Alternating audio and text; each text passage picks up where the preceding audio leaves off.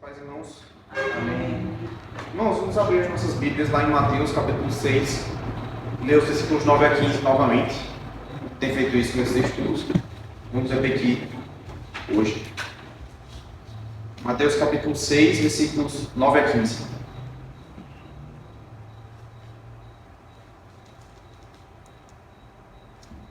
Vamos ler de maneira conjunta, irmãos?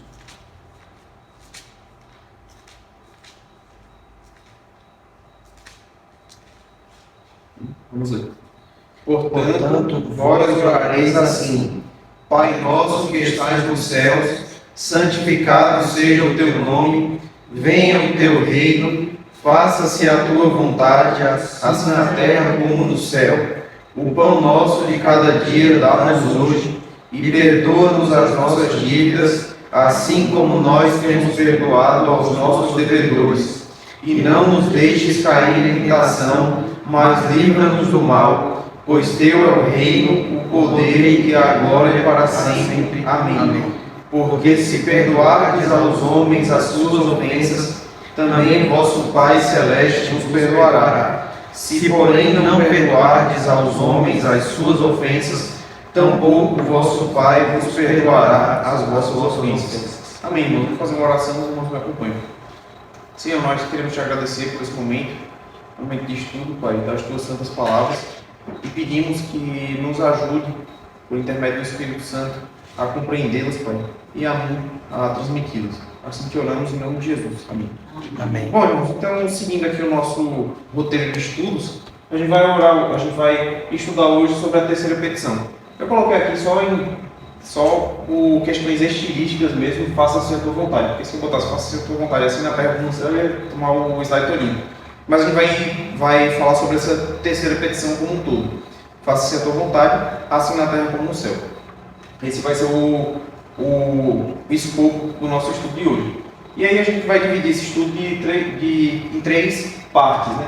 A primeira, a gente vai falar que nós somos, por natureza, inimigos de Deus. Essa é a primeira coisa que a gente precisa refletir sobre essa terceira petição. Mas, na segunda parte, a gente vai ver que nós somos inimigos de Deus em processo de santificação. Então, quando a gente ora dessa forma, a gente ora para que Deus ele nos ajude a vivenciarmos a sua vontade por intermédio do seu Espírito, por intermédio da transformação que ele tem feito em nós. A terceira parte vai ser bem rápida, vai ser só um comentário mesmo sobre qual é a vontade de Deus. A gente ora, faça a tua vontade, tá, mas qual é essa vontade? Então a gente vai passar muito rapidamente por ela e por fim vai trazer algumas aplicações aqui, irmãos. Se os irmãos tiverem alguma dúvida ao longo do estudo, podem ficar à vontade para interromper. Mas aí passando na primeira parte, falando sobre nós sermos inimigos de Deus. Eu trouxe aqui a definição do Catecismo Maior de Westminster sobre o que é que quer dizer essa terceira petição. A gente está sempre baseando os nossos estudos nas nossas confissões de fé, né?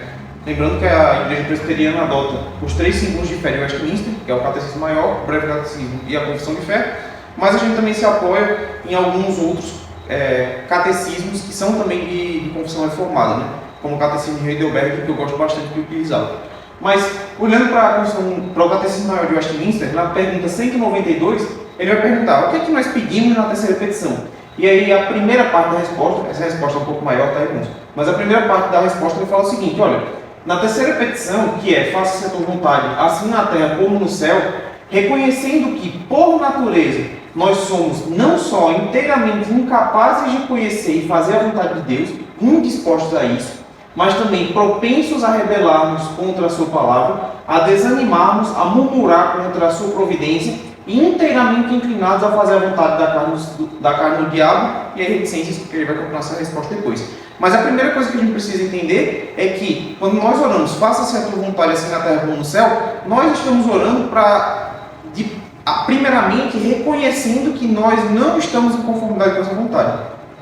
E aí, irmãos, a gente traz aqui 2 versículos que podem abordar essa questão de maneira mais aprofundada. O primeiro deles, não precisa abrir, que eu coloquei já no slide, é 1 Coríntios 2,14. Eu vou pedir para Cícero fazer essa leitura.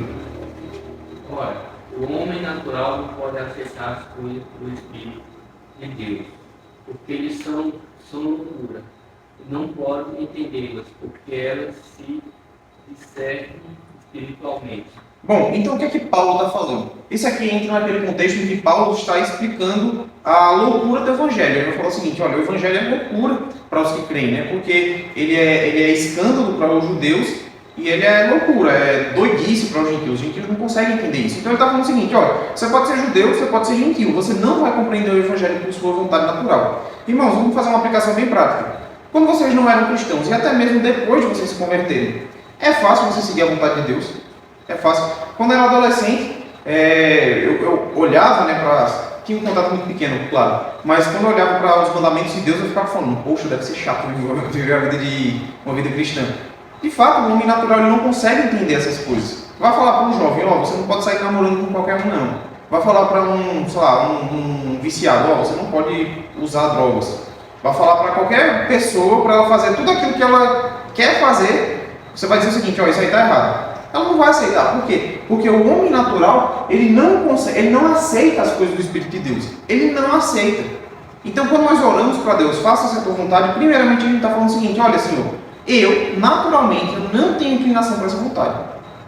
Eu não tenho inclinação para ela. E aí o segundo versículo que a gente vai ler, só para complementar essa ideia, é Efésios, na verdade, versículos 1 a 3 do capítulo 2. Eu vou pedir para a Adiele fazer essa leitura. Se a vista dela der certo. Ele vos deu vida, estando vós mortos nos vossos delitos e pecados, os quais andastes outrora, segundo o curso deste mundo, segundo o príncipe da potestade do ar, do espírito que agora atua nos filhos da desobediência, entre os quais também todos nós andamos outrora, segundo as inclinações da nossa carne, fazendo a vontade da carne e dos pensamentos, e éramos por natureza filhos da ira, como também os demais. Bom, irmãos, então vejam. O primeiro versículo que a gente leu, ele até pode parecer um pouquinho mais neutro, né? Ele pode até parecer um pouco mais assim, light, um pouco mais leve. Ele fala o seguinte, ó, vocês não aceitam a vontade de Deus, ok. Mas lá em Efésios, capítulo 2, Paulo vai dar uma descrição que é bem desanimadora em relação à nossa natureza. Ele fala o seguinte, olha, o espírito que pairava sobre vocês é o espírito que paira hoje sobre os filhos da desobediência. Em outras palavras, vocês são iguais a esses ímpios aí, por natureza. Então não é só que a gente não fazia a vontade de Deus, é que a gente fazia a vontade de Satanás, né? Exatamente. Pronto, muito bem colocado por Eduardo. Não é que a gente não fazia a vontade de Deus, mas a gente estava em cima do muro, estava neutro assim, falar, eu só não quero fazer a vontade de Deus, mas eu estou aqui na minha. Não. A gente fazia o exato oposto, a gente fazia a vontade do diabo. A nossa natureza é inclinada para as coisas da carne, para as coisas satânicas mesmo, irmãos. Pode até parecer pesado a gente falar, coisas do diabo, sim, coisas do diabo, coisas de Satanás.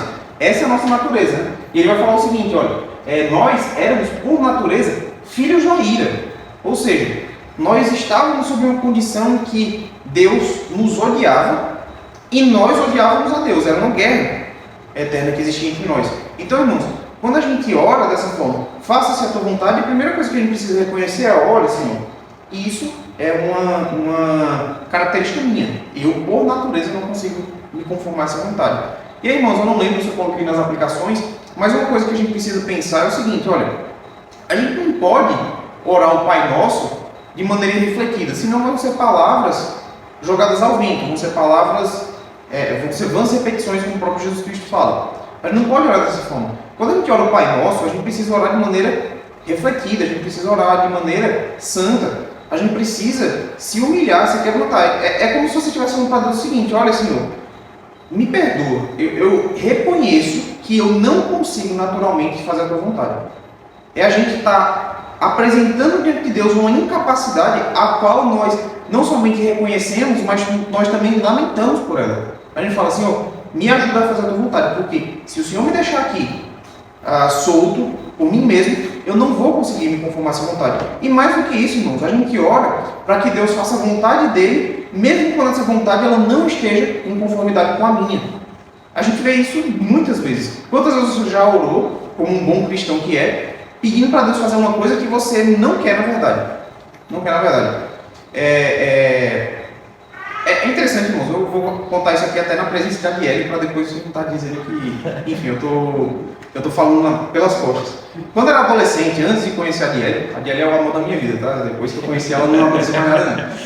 Mas quando eu era adolescente, e estava ali naquela época de transição, assim, aquela época que Deus ele já está falando com você, mas você não se converte. Eu acho que eu já contei isso aqui uma vez. A minha primeira oração, a minha oração mais sincera foi o seguinte: Senhor, eu tinha uma menininha que estava ali interessada em mim, né? E eu queria, enfim, dar uns beijinhos nela. Era isso que eu queria fazer.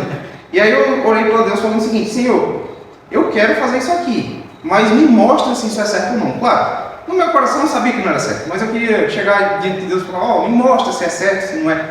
E eu lembro que depois dessa oração, uma certeza muito grande no meu coração veio falando o seguinte: não, isso aqui é errado, isso não é certo fazer. Eu, como um bom pecador que sou, no outro dia eu fiz o contrário do que meu coração indicava. Henrique, Pode dizer. isso aí, eu lembrei até de uma... Quem tinha muito esse conflito era Santo Agostinho, né? Nas Confissões, sim. aí ele fala muito sobre os pecados de imoralidade sexual mesmo que ele cometia, né? Aí nas orações ele pedia para Deus santificar ele, mas para que Deus não se apressasse tanto, né? Porque Exato. ele pedia algo que ele não queria que Deus fizesse nele, porque a nossa vontade é contrária à vontade de Deus. Aí ele orava: dai-me a castidade, mas agora não. Era algo mais ou menos assim, né? Bom, esse exemplo de Santo Agostinho, de fato, ele fala isso nas Confissões, mas esse exemplo de Santo Agostinho é bom.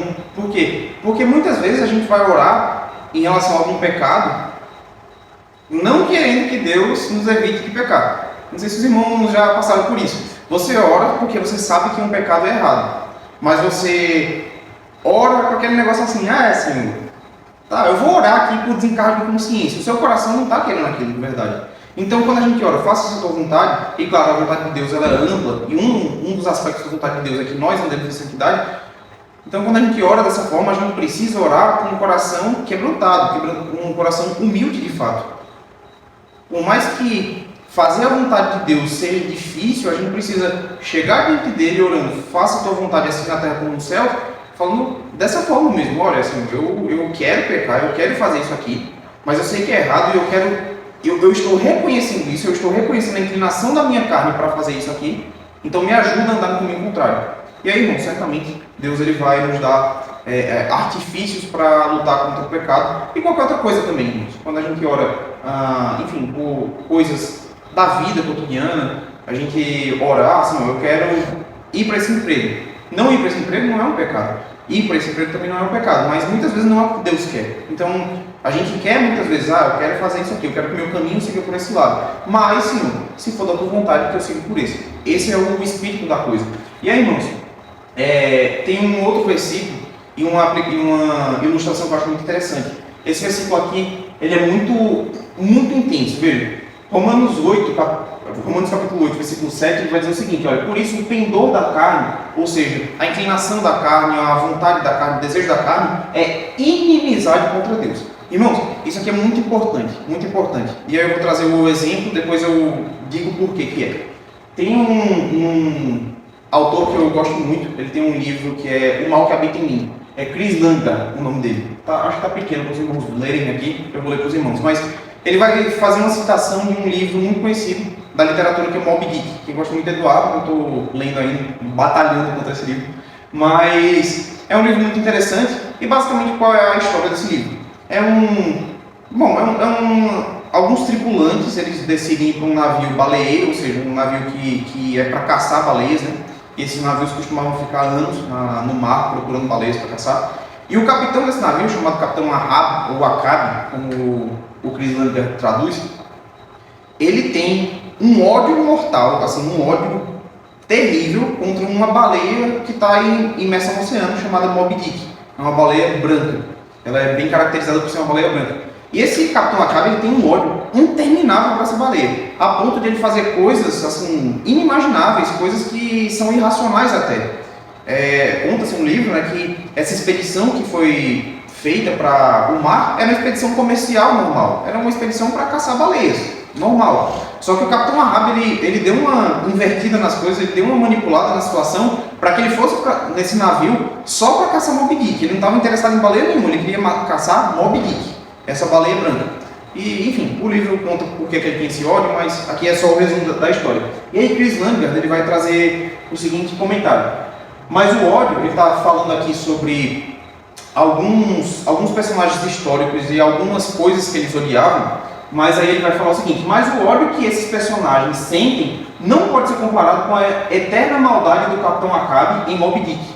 Acabe persegue a baleia branca pelos oceanos do mundo. Ele não hesita nem por um momento em arriscar o seu navio e todas as vidas que leva, se apenas puder empurrar o seu arpão dentro daquele olho terrível. Irmãos, veja o ódio que ele tinha. Ele podia morrer, ele podia botar quem tivesse com ele morto, ele podia danificar o navio, ele podia fazer qualquer coisa. A única coisa que importava na vida dele era matar aquela baleia. Era enfiar um arpão no olho daquela baleia para se vingar dela. Esse era o ódio que o Capitão Acabe tinha. E ele fala o seguinte: olha, olhando uma ilustração, se a baleia representa Deus nessa história e o ódio de Acabe é a carne, ou seja, o ódio que Acabe sente pela baleia é a carne, então quem é o Capitão Acabe? Aí ele provavelmente quer uma reflexão: é você, irmãos, é você. Veja, a situação que nós vamos fingir que nós somos o Capitão Acabe, o capitão desse navio, e Deus é a baleia, Moby Dick. Ele está falando o seguinte: olha, o que vocês têm dentro de você é a mesma coisa que Acabe tinha em relação àquela baleia. É um ódio que ele é muitas vezes irrefletido, é muitas vezes irracional. Vocês odeiam tanto a Deus que vocês fazem até coisas irracionais, coisas que vocês não podem explicar. A natureza de vocês é essa, porque vocês carregam com você a carne, e essa carne ela é inimizade contra Deus, como fala Romanos. Inimizade, irmãos, depois ele vai prosseguir nesse argumento, ele vai falar que inimizade é uma coisa mais forte do que inimigos. Parece sinônimos, mas não são. Um inimigo ele pode fazer a reconciliação com alguém. Veja, a gente tem vários exemplos na história. Inimigos que se reconciliam em determinado momento. Mas a inimizade, ela ela é uma coisa natural, uma coisa incompatível. Se existe uma inimizade, então é porque essas coisas não podem ser reconciliadas. Então, Paulo está falando que a carne, o pendor da carne é inimizade contra Deus. Ele não pode ser reconciliado com Deus. E nós carregamos esse pendor. Nós carregamos esse ódio por Deus, como o Krishnamurti fala. Ódio que faz muitas vezes nós andarmos em caminhos irracionais, caminhos irrefletidos. E aí, irmão, só para fazer um parênteses. Vocês já pararam para pensar assim, como uma vida de pecado é uma coisa totalmente irracional, irmãos? Porque, veja, a gente sabe que existe um Deus. E eu estou falando assim, não estou falando de cristãos, eu estou falando das pessoas do mundo. É como o Salmo 19 vai falar: olha, Deus ele se manifesta pela natureza. É como Romanos vai falar lá no capítulo 1. O que de Deus se pode conhecer foi expresso pela natureza. Tudo que tem na natureza aponta para a existência de um Deus. Eu estava conversando com a Adiele um dia desse sobre a gestação do homem. Da mulher, no caso. Quando você vai estudar o processo gestacional, você vai ver que é tudo programado nos mínimos detalhes. Quando você estuda a natureza, você olha a natureza, você vai perceber que existe um Deus. Irmão, se a gente sabe que existe um Deus, e esse Deus odeia tais coisas, e que lutar contra esse Deus é vão, porque nós não temos condições nenhuma de lutar contra esse Deus, por que nós vivemos uma vida de pecado? É um ódio racional, o mesmo ódio que Acabe tinha contra Moby Dick. Acabe não tinha condições de lutar contra Moby Dick. Moby Dick era um monstro enorme da baleia. Era um monstro enorme do oceano. Ninguém nunca conseguiu matar aquela baleia. Mas ele queria matar porque não tinha outra coisa que ele queria fazer da vida. Então isso é o que nós somos, é como nós somos caracterizados, irmãos. E aí, ok, então a gente entendeu pela primeira parte que nós somos pecadores, nós somos inimigos naturais de Deus, e por isso o catecismo ele começa dizendo o seguinte: olha, então quando nós oramos dessa forma, nós pedimos nós reconhecemos que nós somos avessos a essa vontade de Deus, nós temos dificuldades com essa vontade de Deus, mas ele vai falar o seguinte: então, em decorrência desse reconhecimento, nós pedimos que Deus, pelo seu Espírito, tire dos outros e de nós, ou seja, dos outros e de nós, perceba que não é só de nós que a gente pede, nós tiremos dos outros e de nós a fraqueza, a indisposição, a cegueira, a perversidade do coração, e pela sua graça nos faz capazes e prontos para conhecer, fazer e submetermos a sua vontade em tudo, com humildade, alegria, fidelidade, diligência, zelo, sinceridade, constância, como os anjos do céu. Eu não vou... Veja que ele grifa, né, cada termo desse, né? Cegueira, item 5, ele traz alguns versículos que podem comprovar. Fraqueza, item 6, ele traz alguns versículos que podem comprovar. Eu não vou pedir para os irmãos abrirem isso, nem a gente vai ler aqui, porque senão a gente vai estender muito. Mas basicamente eu acho que quem resume bem essa parte aí sim é o catecismo de Heidelberg, que ele fala o seguinte: olha, ele quer dizer que nós oramos para que para Deus assim: faze que nós e todos os homens renunciemos à nossa própria vontade e obedeçamos como? Sem protesto, à vontade de Deus. Se a gente puder resumir, é isso. A gente ora para que Deus ele nos faça obedecer a sua vontade sem protesto. Porque, irmãos, é muito possível também esse outro caminho. A gente ora, a gente consegue, digamos, se livrar do pecado. A gente consegue não pecar, mas a gente fica assim: não queria fazer isso. Eita, aí fica aquele negócio martelando na cabeça. E a gente fica parece que com o coração pesado porque a gente não pecou. A gente fica com o coração pesado de muitas vezes ter seguido por um caminho que Deus não queria que a gente seguisse. Às vezes não é um caminho pecaminoso. Usando o exemplo do emprego, por exemplo. Eu orei para Deus, Deus me mostrou claramente que aceitar aquela proposta de emprego não era a vontade dele para a minha vida específica. E aí eu fico: eita, mas se eu tivesse aceitado aquela proposta de emprego, eu estava ganhando mais. Eu estava trabalhando mais tranquilo. Eu estava trabalhando em casa. Eu estava, enfim, fazendo qualquer coisa. Eu estava num cargo superior na minha empresa. Então, muitas vezes a gente aceita a vontade de Deus, sim, mas a gente aceita com ressalvas. A gente aceita com um coração um pouco pesado. E a gente ora justamente para que isso não aconteça, irmãos. Porque, no final das contas, não faz tanto sentido. Deus estabeleceu seus mandamentos para que nós cumpramos a risca, é verdade, a Bíblia fala isso, mas os mandamentos de Deus eles são caminhos de felicidade para o homem. Eles não devem ser caminhos de peso, não devem ser caminhos de dificuldade, de negação. Não é isso que Deus quer para a nossa vida. Deus ele quer que nós louvemos a Ele com alegria. O que é que a primeira pergunta do Catecismo Maior diz? O que é que o homem foi feito? O homem foi feito para quê? Para glorificar a Deus e gozá-lo para sempre, ou seja, se alegrar nele para sempre. O homem não foi feito para ser triste. Muitas vezes as pessoas têm uma imagem dessa de Deus. De que Deus é um Deus tirano, que Deus ele quer que a gente faça a vontade dele e não importa o que a gente pense. Não é isso que Deus quer. Deus quer que a gente sirva a Ele com alegria. E por isso, reconhecendo que nós temos uma natureza contrária, é preciso pedir uma intervenção de Deus para que essa vontade ela seja alegre para nós. Entende, irmão?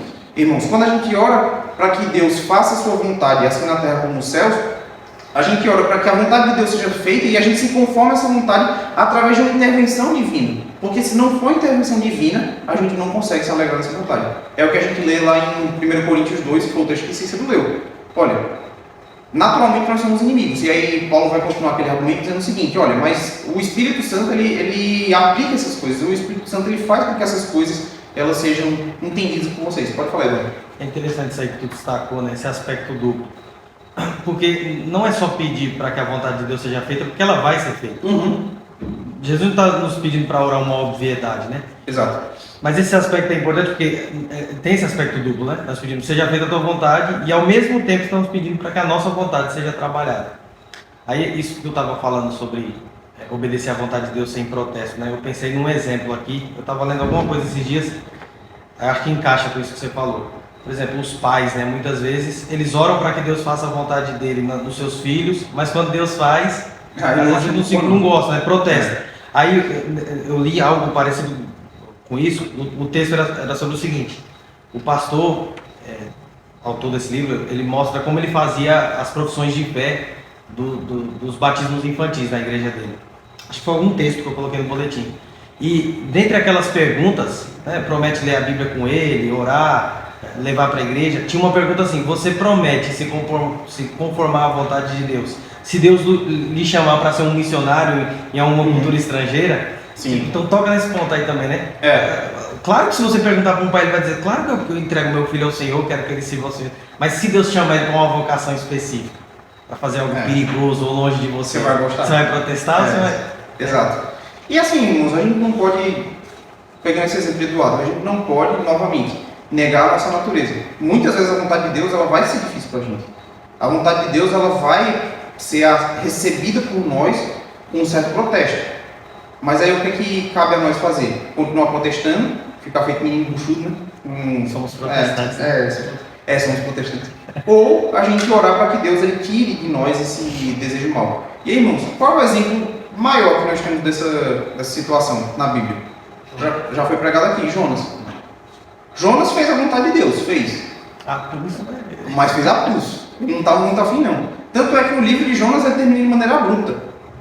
Não tem um final feliz ali para o livro de Jonas. Jonas termina o livro literalmente sentado debaixo de uma árvore, reclamando, murmurando, parece um A menino gente quer ruim mesmo. acreditar que ele se arrependeu, né? Mas não tem É, certeza. exato. Parece um menino ruim mesmo, assim. Não é isso que Deus quer para nós. Deus ele quer que nós sirvamos a Ele com alegria, com satisfação. E aí o que Eduardo falou é muito pertinente. A vontade de Deus vai ser feita. Seja agora, seja depois, ela vai ser feita. Mas quando nós oramos dessa forma, nós não estamos pedindo para que a vontade de Deus seja feita se ela já vai ser feita. Nós oramos para que nós nos conformemos nessa vontade. Nós estejamos nesse plano de Deus de maneira voluntária, de maneira agradável, irmãos. E aí, por que eu digo que essa parte aqui do catecismo, ela pode ser denominada assim, que nós estamos em processo de santificação, irmãos? Porque é o seguinte, olha, bom, isso aqui, antes do slide, para eu aparecer um pouquinho, antes disso eu vou ler dois slides aqui. Então, apesar de sermos naturalmente inimigos de Deus, o Senhor trabalha em nós para que os nossos corações eles se conformem com a nossa vontade. Então, isso é uma ação de Deus na nossa vida. Deus ele trabalha em nós para que o nosso coração se conforme à vontade dele. Filipenses, capítulo 1, versículo 6, a gente já estudou esse texto aqui, lá nos primórdios dessa congregação aqui. Então, ele fala o seguinte, olha, estou plenamente certo de que aquele que começou boa obra em vós, há de completá-la até o dia de Cristo Jesus. Deus não vai fazer com que você tenha um coração amargurado. Deus não quer isso. Deus ele trabalha para que você tenha exatamente o oposto. E aí, irmão, só que a gente tem que lembrar que esse processo ele demanda de nós um certo esforço. Por isso que nós precisamos orar. Nós precisamos orar para que Deus ele nos abençoe. E aí tem Romanos 12, 2, ele fala sobre isso. Ele fala, e não vos conformeis com esse século, mas transformai-vos pela renovação da vossa mente, para que experimenteis qual seja a boa, agradável e perfeita vontade de Deus. Perceba, o primeiro versículo de Filipenses é voz passiva, é Deus que faz a ação. O Romanos 12 é um imperativo, é Paulo falando o seguinte, olha, faça isso, não se conforme com esse século, transforme-se pela renovação da vossa mente, para que você experimente qual seja a agradável e perfeita vontade de Deus. Então é um processo de santificação. Deus age, Deus quer que nós tenhamos esse coração alinhado à vontade dele, mas isso é algo que demanda o nosso esforço, por isso nós precisamos orar. E aí sim, irmãos, por que eu digo que isso é um processo de santificação? Porque à medida que nós fazemos isso, nós estamos nos assemelhando ao próprio Cristo. A imagem ficou um pouquinho escura, mas isso aqui é um quadro, né, de Cristo no Getsemane, de Vasily Perov, é um pintor russo. Eu trouxe só para agradar Eduardo. Eu nem conhecia essa imagem, eu fui pesquisar algumas imagens que fossem legais e aí eu achei isso interessante. E percebe, irmãos, que apesar de estar um pouco escuro, você vê que Cristo aqui ele está não somente ajoelhado, ele está prostrado diante de Deus. Claro, a Bíblia não fala a posição que Jesus estava naquele momento, mas Vasily Perov ele interpreta ali a passagem bíblica com tanta agonia, com um coração tão conflituoso de Jesus, que ele enxerga que Jesus estava prostrado, estava com o rosto no chão. Isso era uma posição, inclusive, muito comum dos judeus orarem na época, de colocar o rosto em terra, né? Prostrar o rosto em terra. E aí ele mostra aqui que Cristo, ele também passou por essas aflições. Jesus ele também precisou orar, de certa forma, como ele nos ensina a orar. Ele precisou orar também para que a vontade de Deus fosse feita, de certa forma, independente da dele. Na verdade, que ele se conformasse com a vontade de Deus. Lá em Mateus, capítulo 26, versículo 39, o que é que ele fala? Adiantando-se um pouco, prostrou-se sobre o seu rosto, orando e dizendo, meu Pai, se possível, passe de mim esse cálice. Ou seja, eu não quero que essa vontade seja feita. Eu não quero sofrer, eu não quero me afastar do Senhor. E claro, a gente tem que entender que Jesus não estava pecando com essa oração. Ele, primeiro, estava apresentando uma súplica justa diante de Deus. E uma súplica que era justa demais, inclusive. Ele não queria passar por aquele cálice porque ele não queria se afastar do Pai. O cálice mostrava que Cristo ele seria afastado dali em alguns momentos. Mas, todavia, não seja como eu quero, e sim como tu queres. Então Jesus orou assim. E quando nós oramos dessa forma, nós estamos em processo de santificação porque nós estamos nos assemelhando a Jesus Cristo. É isso que acontece quando nós oramos. Seja feita a sua vontade, assim na terra como nos céus. Ou seja, os anjos te obedecem com felicidade. Nos céus eles te obedecem.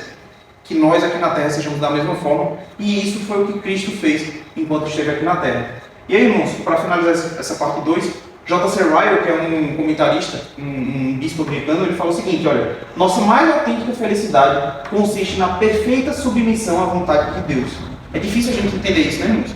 Que a nossa felicidade ela consiste em obedecer se submeter totalmente à vontade de Deus, mas essa de fato é a nossa maior felicidade. É a demonstração do mais elevado amor cristão, orar no sentido de que toda a humanidade possa conhecer a vontade de Deus, obedecer e submeter-se a ela. Ou seja, se eu entendo que a minha felicidade, que a minha alegria consiste em seguir a vontade de Deus, então que todos os homens eles se conformem a essa vontade de Deus. Que todos os homens orem para que a vontade de Deus seja feita, independente da vontade deles. E que a vontade de Deus seja feita. Tá, mas aí, chegando ao final, só para comentar. Ok, a vontade de Deus a gente ora para que ela seja feita em detrimento da nossa. Mas qual é essa vontade de Deus? E aí eu vou só ler, de fato, porque eu acho que essa definição de Hendrickson é muito legal. Hendrickson é um comentarista do Novo Testamento, ele fala o seguinte: a vontade de Deus, a qual se faz referência aqui, certamente que é a sua vontade, entre aspas, revelada, expressa em sua lei. É a mesma vontade que é feita no céu, porém, que ainda não é feita na terra de forma completa. Isso entra de acordo com o que Eduardo falou. A vontade de Deus vai ser feita.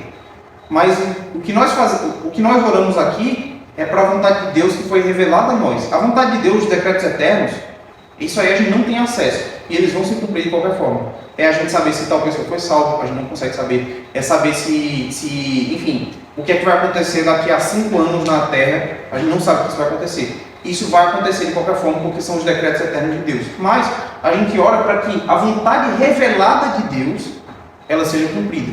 Ela se manifeste ao longo do tempo. Por outro lado, a vontade do decreto de Deus, ou o plano eterno, está sempre sendo feita, tanto no céu como na terra, como a gente acabou de comentar. E ela não pode ser assunto da nossa oração. Consequentemente, a declaração de que a vontade revelada de Deus está sendo perfeitamente obedecida nos céus, daí não só pelos anjos celestiais, mas também pelas hostes de redimidos, significa que no mesmo instante em que uma alma é conduzida da terra ao céu, ela se vê livre de todo vestígio do pecado. O que ele está dizendo? O que ele está dizendo aqui? Enquanto humanos, enquanto seres vivos, colocados sobre uma condição em que nós não temos acesso aos decretos eternos de Deus, nós precisamos orar para que aquilo que ele revelou seja cumprido. E o que é que ele revelou? Que nós pregamos o Evangelho entre as nações, que o nome dele seja santificado, como a gente viu na primeira petição, que o reino dele venha, como a gente viu na segunda petição, enfim, que os homens eles sejam conduzidos ao arrependimento. Tudo isso é a vontade de Deus revelada para nós. Que o homem glorifique a Deus através da sua produção cultural, como fala lá em Gênesis capítulo 1, Deus criou o homem para que ele se espalhe na terra e glorifique a ele através dos 4 cantos da terra. Então isso é a vontade revelada de Deus. Agora, irmãos, no momento que nós partimos dessa para melhor, ele fala o seguinte: olha, a gente ora para que a vontade de Deus ela seja feita aqui na terra, como ela é feita nos céus. Ele está dizendo o seguinte: aqui na terra é difícil. Aqui na terra é difícil a gente fazer essa vontade de Deus. Mas, quando nós formos para o céu, aí sim, aí vai ser tudo perfeito. Por quê? Porque Jesus ele compara, ele fala o seguinte: ó, tá vendo como é feito lá no céu?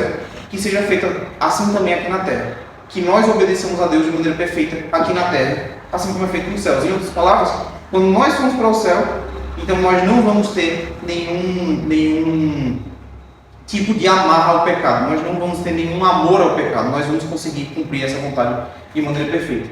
E aí, irmãos, por fim, chegando ao final do estudo, nós temos algumas aplicações. Primeiro, e essas duas na verdade a gente já falou no estudo, mas vamos reforçar. Primeiro, é que a vontade de Deus é muitas vezes favorável a nós. Temos o exemplo de Deus endurecendo, por exemplo, o coração de Faraó e outros episódios similares.